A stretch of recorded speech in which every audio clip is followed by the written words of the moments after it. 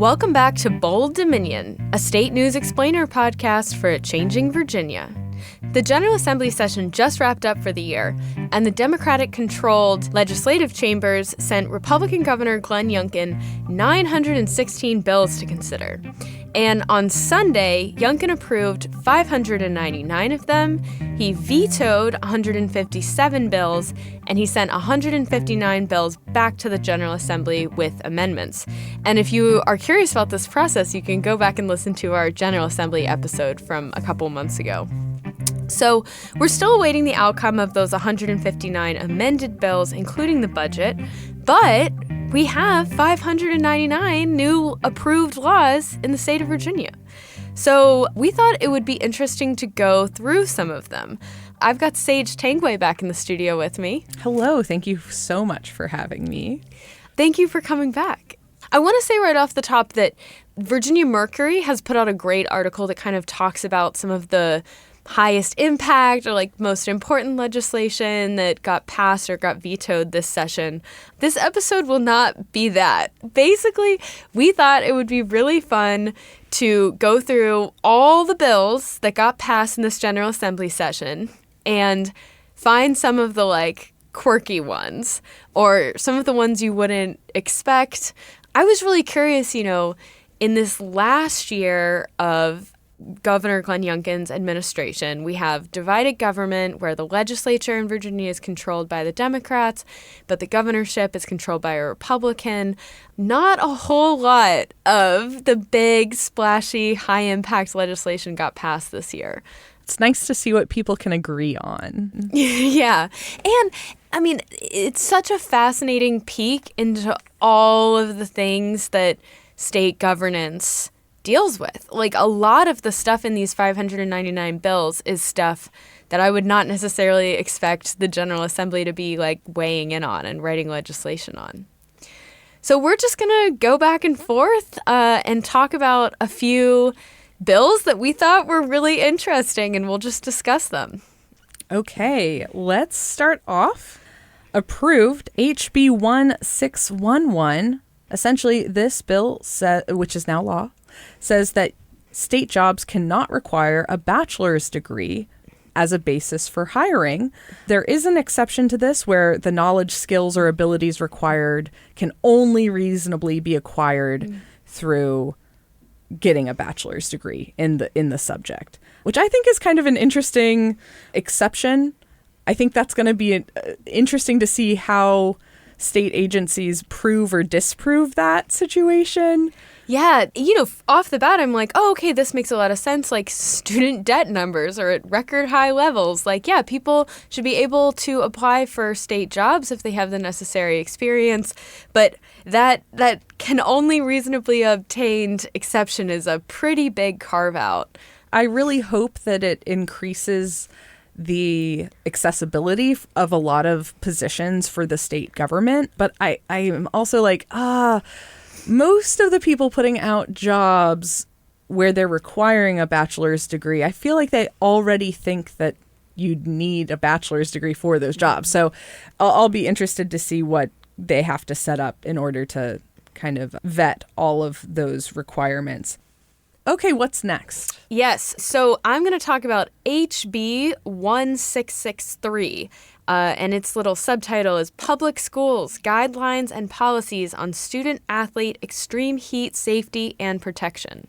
So basically, this is a new law that requires the Virginia Board of Education to create and regularly update guidelines on extreme heat safety for student-athletes across Virginia public schools. And this one was really interesting to me because I ran cross country in Virginia in August, when I was in high school, and I was pretty sure there was already a heat policy. I remember we'd be looking at our, the forecast on our phones, and we'd go to the coach and be like, it's above, 95 degrees, we need to run inside today. So I looked it up, and it turned out that those guidelines that we had in high school are from the Virginia High School League. So the Virginia High School League has maintained extreme heat and also other weather guidelines that say, when it's safe for Virginia student athletes to be in certain conditions, and like, you know, if it's especially hot, what you need to have in terms of like water, other resources like that, what coaches, students, and parents need to know going into the season about like heat, safety, all things that are now going to be in these Board of Education guidelines. But I was honestly surprised to learn that the Virginia High School League is a totally independent nonprofit organization. It is not part of the state's education division. That's surprising to me too, because I remember VHSL was how we got our physicals as student athletes in high school, and they seemed to sponsor a lot of programs that just seemed like part of the educational structure. Totally, yeah. So VHSL, they run all of the like competitions and the state meets, and yeah, they put out guidelines on all sorts of stuff. But these new regulations are making sure that the Board of Education also has that lined up. And the summers are getting hotter, the falls are getting hotter in Virginia, and yeah, making sure that all schools are aware of really important heat safety information, even outside of athletic competition, is super important. All right, Sage, you got the next one for us? Yeah, let's take a look at HB 2680, which is called Ear Piercers and Ear Piercing Salons and Schools, Licensure by the Board of Barbers and Cosmetology. So the Department of Professional and Occupation Regulation now will be regulating ear piercers and ear piercing salons and schools. You might say, wow, I didn't realize those things weren't already regulated. Well, in the law so far as up until this new bill passed, there was a difference legally between body piercing and ear piercing. It's always interesting to me that piercing and tattoo artists are both underneath the Board of Barbers and Cosmetology.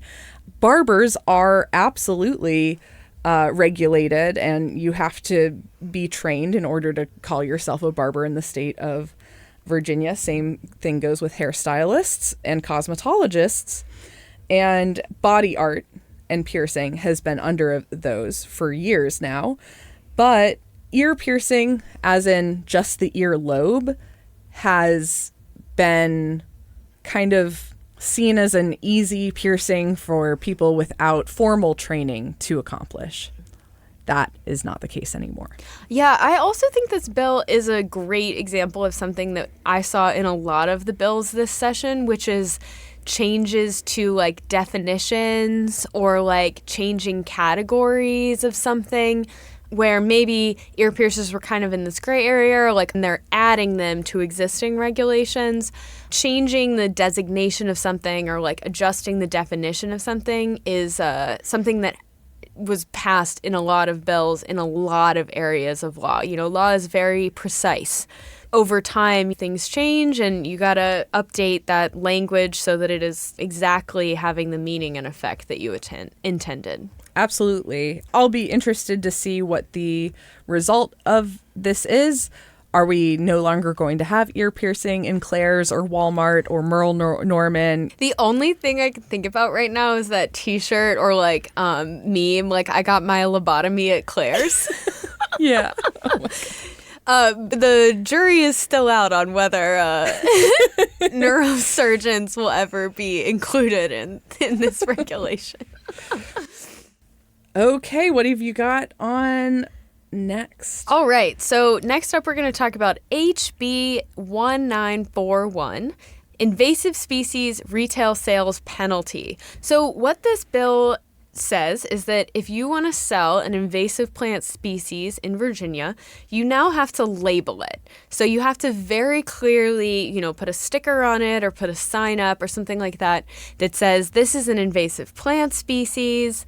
Here's why invasive plants can be harmful, and it'll encourage consumers to look at alternatives. And, the reason why invasive plants are a concern is that, if you plant something in your yard that's invasive, it can very quickly take over, maybe kill native plants, throw the ecosystem out of whack. Yeah, I think of bamboo, because a lot of people want to put it in their yards. It can kind of be a natural fence if grown in the right pattern. But the problem with it is that it spreads so voraciously. And it grows very densely, and it just takes down everything else in its path. And it is very hard to control once it's in the ecosystem. And that's true for a lot of like ornamentals that we've brought, without really realizing that they act like that in this ecosystem. Yeah.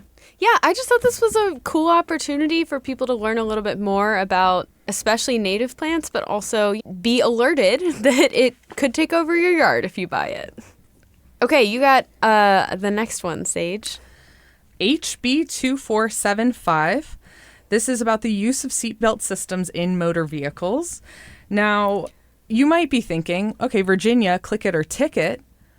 That's been true for a long time, but that's actually only been law for adult passengers to wear their seatbelt when they're in the front seat.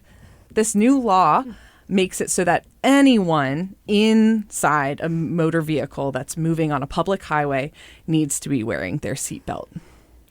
I have to say, when I was going through the bills, I was like, wow, I'm really glad I read this. I wouldn't have known that. The circumstances in which I maybe wouldn't have been wearing a seatbelt in the back of a car. Maybe I'm toting furniture around that's rattling, or transporting a Christmas tree that is precariously strapped into the car. But now I know, and everyone should be wearing a seatbelt in the car at all times. You and your Christmas tree in the back seat. Yes, absolutely. Okay, what's next? Yeah. So this is HB 1779, and it classifies nuclear fusion as a clean energy source. So basically, the state has a definition. We've been talking about changing definitions, right? The state has a definition of what counts as clean energy. And I'm guessing that they use this to figure out like what kinds of projects qualify for certain kinds of like funding. So the types of energy that have already, before this bill, the other types of clean energy are solar, wind, hydroelectric, tidal, geothermal, and nuclear power. And traditional nuclear power is nuclear fission. So that's splitting an atom to create power.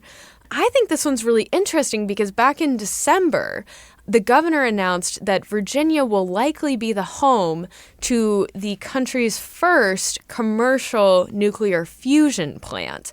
And nuclear fusion is the opposite of fission. So instead of taking an atom and splitting it to make power, you smash two atoms together. And it doesn't have the dangerous nuclear waste that nuclear fission has.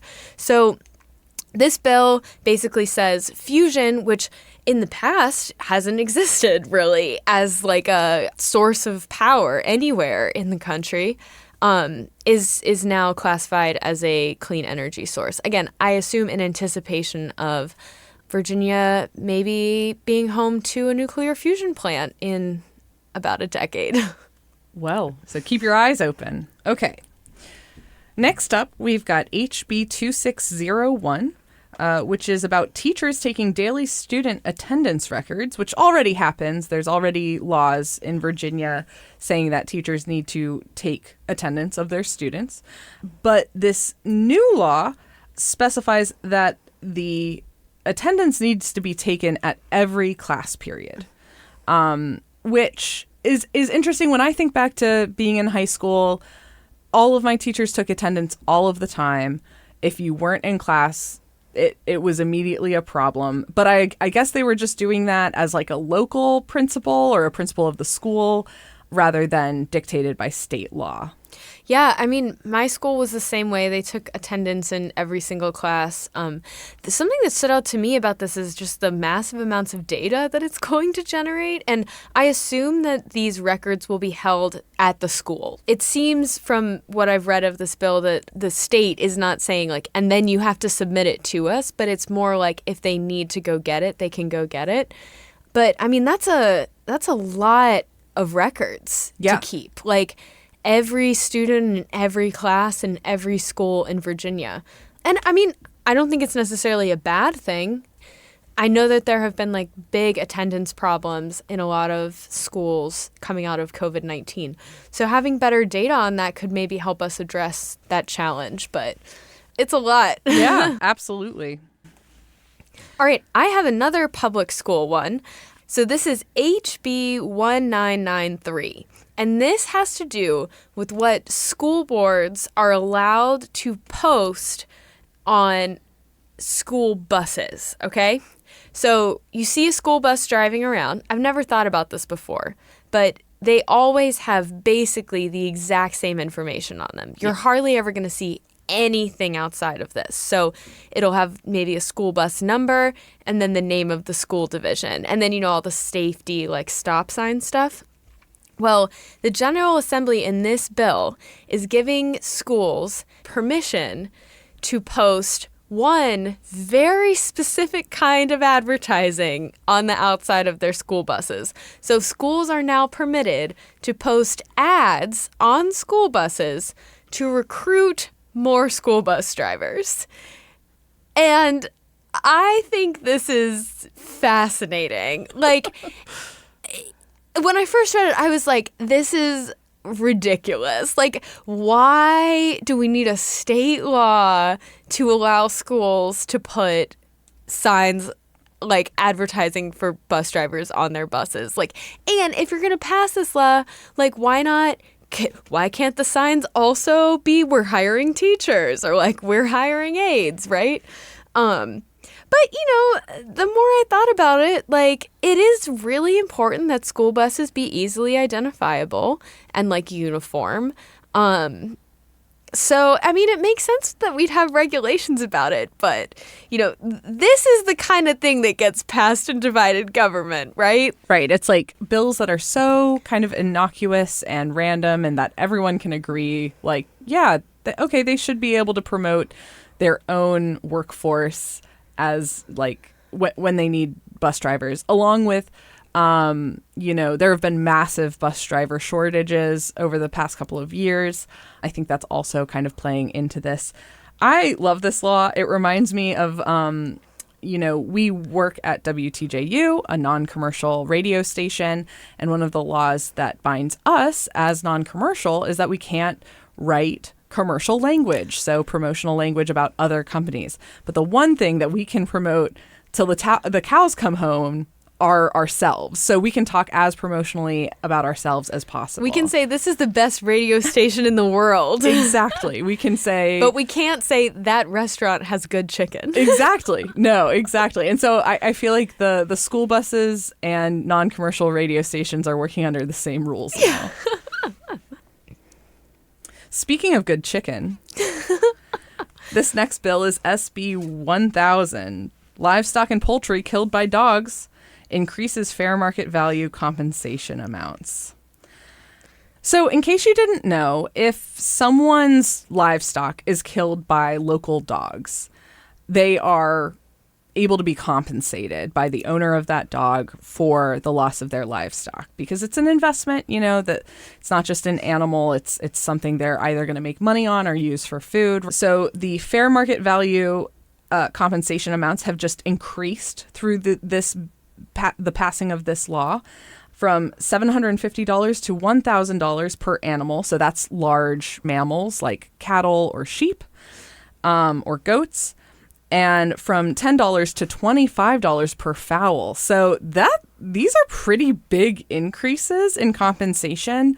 And I think for some people, this might be this might be a big deal. I have to say, I'm surprised that livestock are ever killed by dogs. Oh, really? Yeah. Oh, neighborhood dogs kill chickens all the time. Oh. Yeah. So this is like, yeah, if you are like if there are any backyard chicken havers out there, yes. Know your rights. They'll probably, know your rights. Know that you are able to get compensation.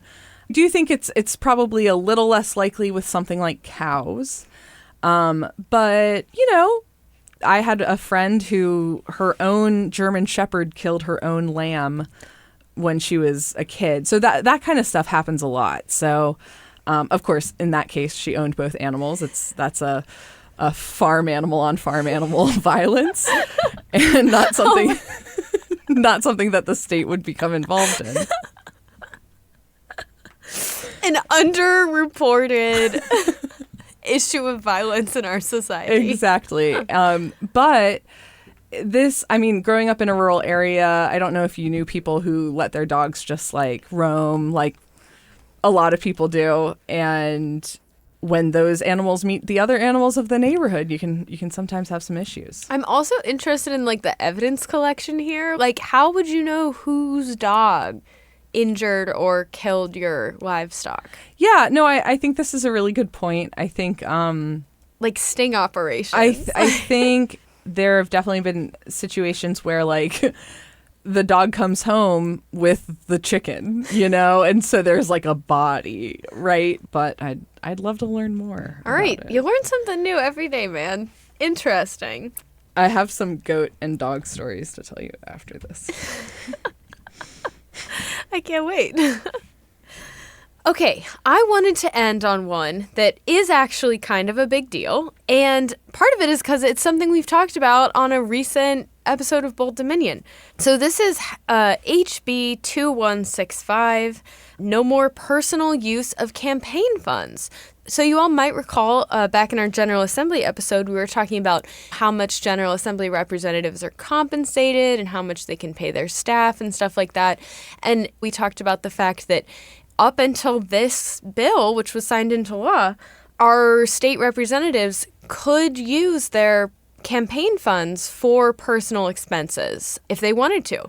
And, this is a concern for campaign finance advocates, and it's a concern in terms of corruption and stuff like that. So this was a bipartisan bill, and it got passed into law.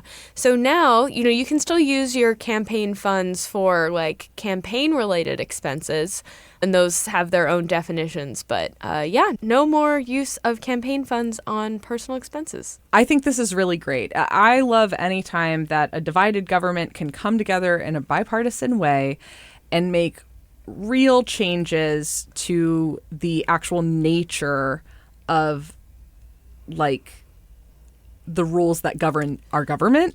Yeah, I mean, for a couple of decades, the nationwide trend has been towards deregulation of campaign finance. So to have the General Assembly pass this bill kind of going in the other direction and agreeing to regulate itself a little bit more is significant. And it's nice to see a Republican governor agree with the idea of more regulation. Yeah. So I feel like one thing that was so interesting about a lot of the bills that we talked about is that it's not that they're not important, right? A lot of these are important, and like you can imagine the constituencies that lobbied for them, like in a lot of cases constituents like submit ideas directly to their representatives. But one theme that I noticed was that a lot of these affect pretty small groups of people. And I think that that's a lesson maybe we can take from looking at this legislation, is that in divided government like this, the legislation that's more likely to be successful is the stuff that's very targeted. And also, we didn't talk much about the budget because it's kind of still being worked out. Of those 159 bills that the governor sent back with amendments, the budget bill was in there. So he made 205 amendments to the budget this year.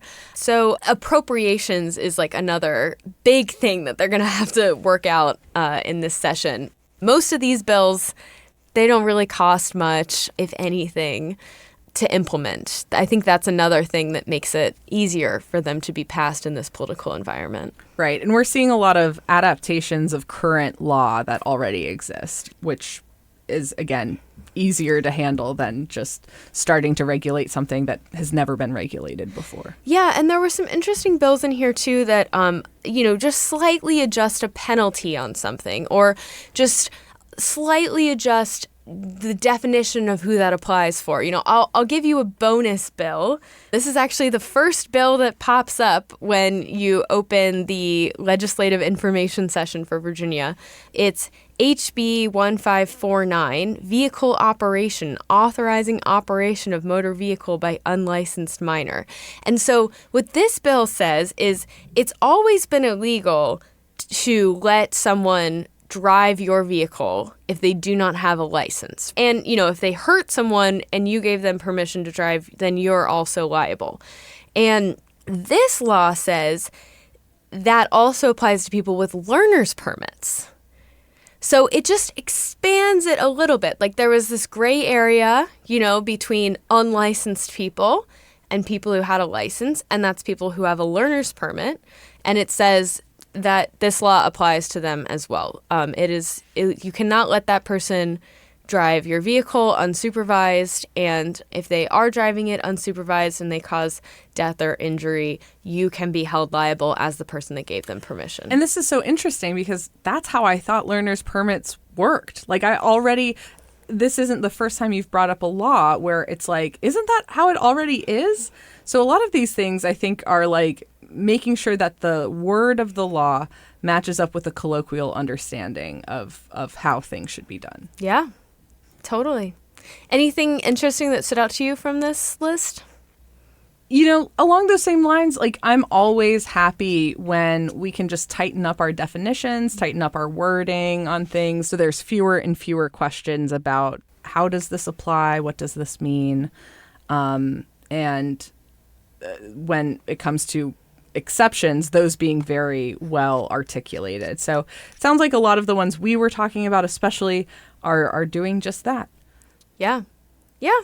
Okay, well, thanks for following along on our quirky new laws episode. Like I said at the beginning, if you want to read about some of the big laws that got passed and some of the more consequential vetoes, Virginia Mercury has done some great reporting on that, and we will link that in the show notes. But I thought this really shed a super interesting light on what our state lawmakers are up to during General Assembly every year. And, we're heading into a big election year in Virginia. So depending on who wins the gubernatorial election, it could have a big impact on the types of legislation that we see next year. And looking at a lot of these 157 bills that have been vetoed, I think we're very likely to see a lot of them again next year. Well, thanks so much for joining me, Sage. Thank you so much for having me. All right, well, that's going to do it for Bold Dominion this week. I want to also thank our assistant producer, Sarah Bastinelli. You can find more episodes of Bold Dominion at bolddominion.org or wherever else you find fine podcasts. Don't forget to subscribe.